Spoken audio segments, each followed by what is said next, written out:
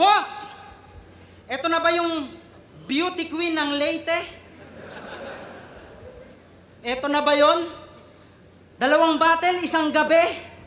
Sobrang dami na ng pera niya ngayon. Chorus!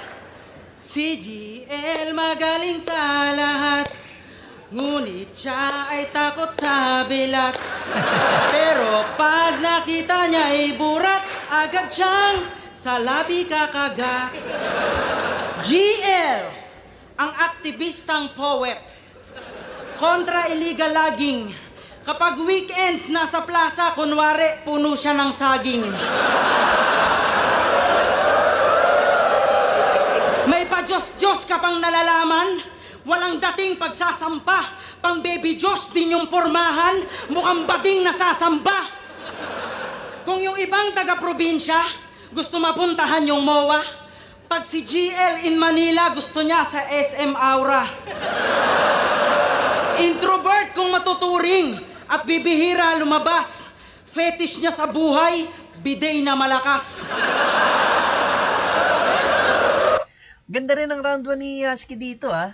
Pareha sila, yung intro nila, pareha silang gumamit ng sikat na linya about sa kanila.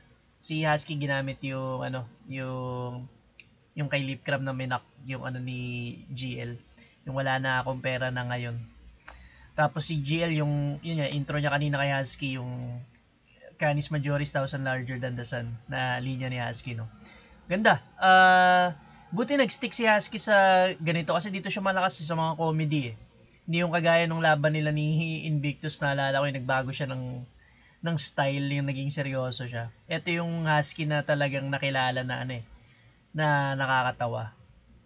Medyo may mga paulit-ulit lang din na angle. Yung kagaya nga, introvert si GL, yung parang bading si GL, ganyan. Parang ang dami na kasing umaangle sa kanya na ganun dahil nga, syempre, awkward siya, nerdo, ganun.